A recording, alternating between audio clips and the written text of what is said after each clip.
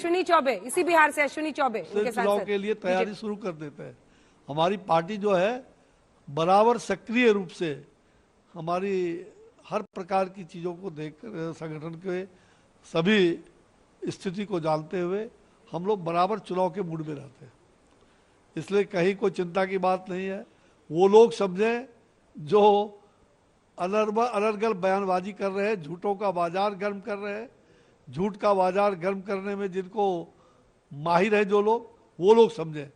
उनके लिए चुनाव धड़कन होगा। हमारे लिए चुनाव तो एक चुनौती है। निश्चित रूप से हम मिलकर के चुनाव लड़ने वाले हैं और एनडीए गठबंधन पूरी तरह से, अब तो 400 से भी ज्यादा पार की स्थिति हमें परिलक्षित हो रहा है, दिखाई पड़ रहा है। 400 से भी ज्यादा स्थिति हमारी रहेगी और पूरी तरह से इंटैक्ट है एनडीए गठबंधन। भारतीय जनता पार्टी नरेंद्र भाई मोदी जी के नेतृत्व में यह चुनाव ऐतिहासिक चुनाव होगा। ये देश के लिए जो हम स्वर्णिम काल में ये चुनाव होने जा रहा है, आने वाले 25 साल का भविष्य ये चुनाव तय करेगा। जो हमारा संकल्प है विकसित भारत का और गरीबों की गारंटी का, हमने गरीबों के हर लाभ को जो हमने गारंटी दिया, उन मोदी की गारंटी, ये चुनाव मोदी की गारंटी का चुनाव है। जन जन को गारंटी, हर समाज के लोगों को गारंटी, देश के अंदर एक स्वर्णिम इतिहास बनाने का 2000 आगे का जो हमारा 25वां वर्ष होगा, अगला 25वां वर्ष, तो निश्चित रूप से उस अगले 25 वर्ष का भविष्य भी निर्धारित होगा और हमारे युवा बड़ी के शर्मा जी, अब एक जवाब जल्दी से आपसे लेते हैं। समझिए पूरी तस्वीर को, देखिए बहुत सारे प्रश्न उठ रहे हैं। आपने यहीं पर कई लोगों को सुना, चाहे आशुतोष जी हो, वो कह रहे हैं कि इतने दिनों का, इतने लंबे वक्त तक फैला के आखिर क्यों 35 दिन तक करना है, 38 दिन तक करना है। 45 तो रिजल्ट डे तक है, लास्ट 1 जून। हाँ, तो कुल मिलाकर सवाल ये है कि क्यों इतना, सुनिए सर, ये तो पहली शिकायत थी। अरे ये तो पहली शिकायत थी। दूसरी ये है कि ईवीएम को लेकर जो प्रश्न है उनको दबा दिए जाते हैं।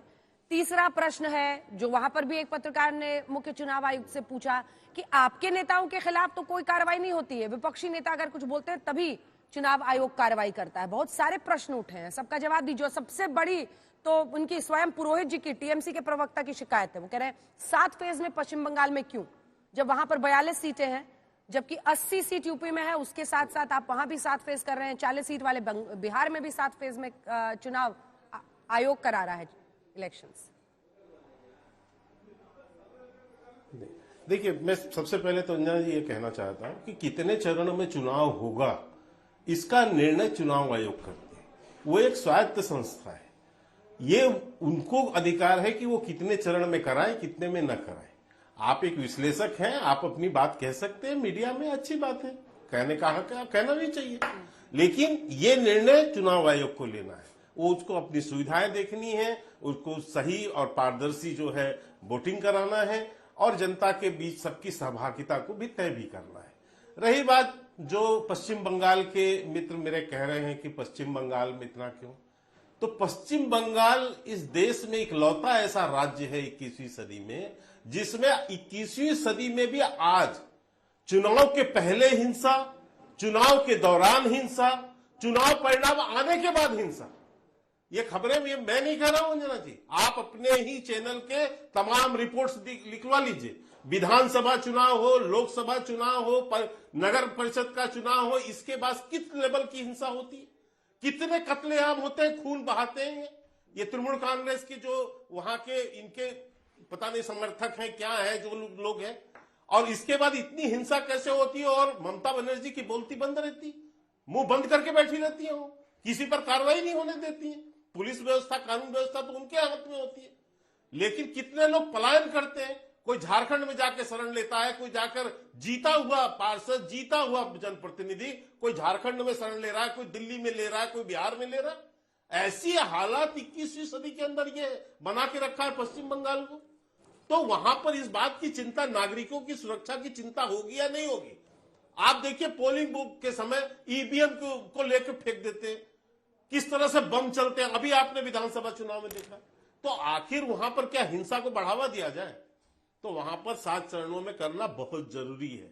रही बात ईवीएम की, तो ठीक कहा, चुनाव आयोग ने अभी उसका जवाब भी दिया है और ये भी कहा कि भाई जब आप जीत जाते हो तब तो चुनाव ईवीएम अच्छा है, जब भाजपा जीत जाती है तो साहब ईवीएम गड़बड़ हो गया है।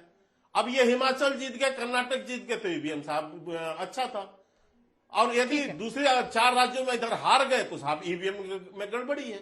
तो समझ ही नहीं आता कि इनका क्या सोच है, क्या तरीका है। दूसरी बात उन्होंने कहा कि मैंने पूरा बुकलेट जारी किया है, एक एक चीज हमने जारी किया है, जो कमियां बताई जाती थी लगातार क्या बोलना है, इस पर सवाल था।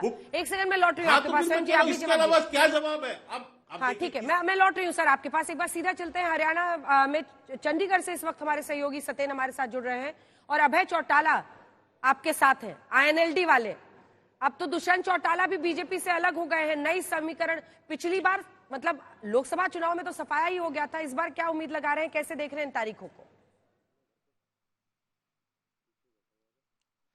देखिए अंजना, अभय चौटाला मेरे साथ हैं और अब मैं बता दूं, अभय चौटाला कुरुक्षेत्र से चुनाव भी लड़ रहे हैं, चुनाव मैदान में है, ताल ठोक दी है।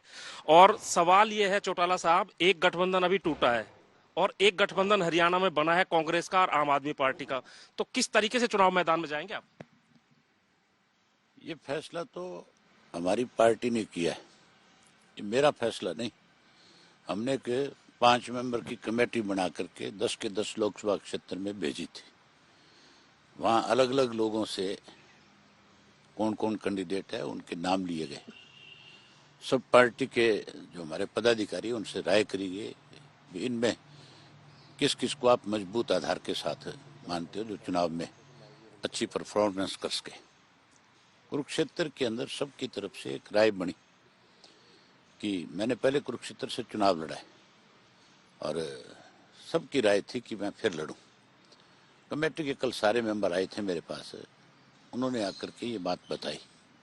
हमने फिर चौटाला साहब से राय मशवरा किया और फिर उन्होंने ही ये तय किया कि आप कुरुक्षेत्र से लड़ोगे। तो कुरुक्षेत्र में राजनीतिक महाभारत होएगी? पार्टी का जो निर्णय है, पार्टी मुझे कहीं और का कहती तो मैं और जगह से लड़ता। अब कुरुक्षेत्र का निर्णय तो मैं कुरुक्षेत्र से लड़ूंगा। कुरुक्षेत्र तो बड़ा ही महाभारत के लिए है। और अब की बार मेरे सामने जो कैंडिडेट आ रहे हैं, जिस तरह से कांग्रेस और आप पार्टी का एक कैंडिडेट आया है, लोग उनसे सवाल करेंगे, पूछेंगे कि कांग्रेस किस आधार पे आप पार्टी का समर्थन कर रही है। आप पार्टी तो हरियाणा की जीवन रेखा SYL नहर जो है, तो कांग्रेस आपके गठबंधन पर वो बोल रहे थे, लेकिन देखिए जाट वोटों के लिए एक लड़ाई फिर से नए सिरे से वहां पर होगी आईएनएलडी और जेजेपी के बीच में। ये जो अभय चौटाला की पार्टी आईएनएलडी है और दुष्यंत चौटाला जो अलग हो गए हैं और उनकी पार्टी जेजेपी, जिसने अभी अभी बीजेपी से गठबंधन। हर राज्य की अपनी पॉलिटिक्स, अपना टेम्पलेट, सब पर हमारी नजर है। 7 फेजेस में चुनाव हो रहे हैं, 4 जून को नतीजे आएंगे, ये डेट्स नोट कर लीजिए।